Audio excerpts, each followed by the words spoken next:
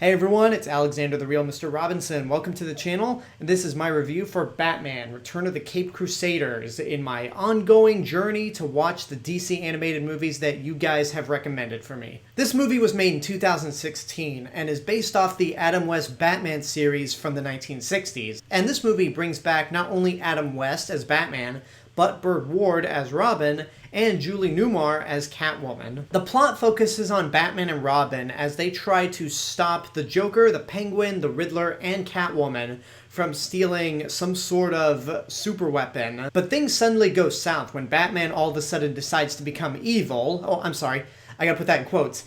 Evil. And it's up to Robin to team up with Catwoman, who was responsible for Batman's turn, to try to stop him from taking over Gotham City and soon the world. So I don't think I've actually talked about the Adam West Batman series, either at all or not that much. I know I haven't done a full review of the TV show because I've only seen a handful of episodes. I never saw the movie. I've reviewed all the Batman movies from Tim Burton's Batman all the way to Justice League, but I've never talked about the Adam West series to this extent.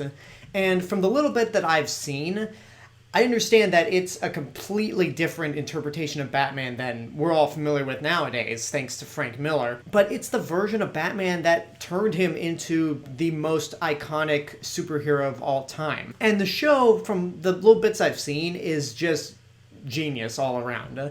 They set out to make this show as goofy and ridiculous as possible with the catchphrases, the puns, the wham-bams, and all that. And because they embraced it, it has its own charm to it that is just so admirable. I would love to finish out the whole series and do a review for it and the 60s movie. So here's a little history lesson. With the exception of the movie, the actual series was never released on any sort of home video due to a rights dispute. The series had been produced by 20th Century Fox Television, but because Batman is a DC property, which is a Warner Brothers property, the rights were just kind of all over the place to where the series could never actually be released on home video. So cut to 2014, the rights get resolved, Batman officially gets released on DVD and Blu-ray for the first time, and that actually opened the floodgates for a lot of other Adam West Batman properties. There were more toys involving the 60s Batman, there were comics involving the 60s Batman. Adam West voiced Batman in Lego Batman 3 Beyond Gotham, and in the case of what I'm talking about now, we have this movie, which, again, I've not seen all of the series, but this is pretty damn accurate when it comes to a faithful adaptation of that original series. But it manages to have a lot of things to make it, I don't want to say fresh and new, but definitely distinctive to where it doesn't have to rely on anyone watching the series for the first time. Adam West and Burt Ward slip perfectly back into their roles as both Batman and Robin, aka Bruce Wayne and Dick Grayson. And again, they just feel like they're having so much fun, and it's almost like they just never left the roles. They fit in perfectly, their dynamic is just absolute perfection. And the humor between the two of them is just spot on. It's the TV show when you get right down to it. Julie Newmar also returns as Catwoman, and she does a really good job as well. And I was actually very impressed with the voices that they got for the Joker and the Riddler. Jeff Bergman voices the Joker, and Wally Wingert voices the Riddler, and they each sound like Cesar Romero and Frank Gorshin respectively, and it's almost uncanny. The only slight disappointment I had with the Joker this time around was that he wasn't animated to have the mustache, because for those of you that don't know, Cesar Romero famously would not shave his mustache, so they pretty much just painted over it, and you could clearly see the mustache. And the fact that the animators didn't think to put the mustache in kind of bums me out, because that would have played into the film's comedy. And speaking of comedy, this movie just nails it. It's goofy, over the top, it's exaggerated. It might be somewhat on the nose, but what's great about it is that it never makes fun of the original TV show.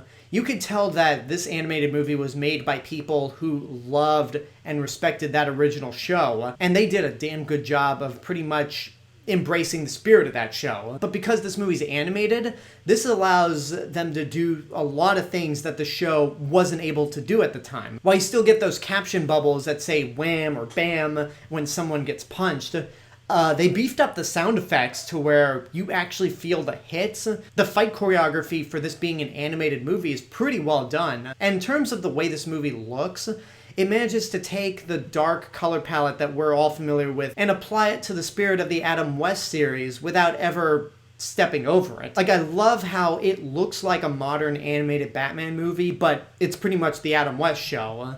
And what I find really funny is that when Batman eventually becomes evil, I, for a second, thought that, oh, he's actually going to become the Batman that we're all familiar with. The dark, brooding vigilante who won't kill people, but is sometimes on the verge of doing it. But no, they didn't do that. And what they ended up doing was so much better. They pretty much turned Batman into a fascist, where he uses a device to pretty much clone himself and take over the police force, take over certain businesses in Gotham, take over a TV show that features a Marilyn Monroe type character named Miranda Moore. So I just think it's hilarious that at this Batman's most evil, he is still the goody two-shoes that Adam West has played since the 60s. So I don't really have that many issues with this movie. I guess the only thing to keep it from getting my highest rating is that it didn't really wow me in any sense. And so far I've reviewed 2 DC animated movies. While I like both of them a lot, they have yet to really wow me. But that's not necessarily a bad thing, because this movie right here is the total opposite of what Under the Red Hood was, but I like it for what it is. It's clever, it's funny, it's well animated, and I love the mix of the look of modern Batman animation with the spirit and humor of the Adam West show. So I'd say this is definitely worth seeing in your lifetime. If you loved that original series back then this is pretty much a love letter to that series. Like I said before, this was made by people who clearly love that original series, and never once do they make fun of that series. They embrace it for what it is, and the end product is just pretty awesome. And there you go, that's my review for Batman Return of the Caped Crusaders. And now I want to know what you guys think about the movie. If you've seen it, what did you think? Whatever the case may be, let me know in the comments below. And until next time, I hope you enjoyed this review. Don't forget to subscribe to the channel, give this video a like, leave a comment, support my Patreon page, follow me on social media, and until then, this is the real Mr. Robinson telling you there is only one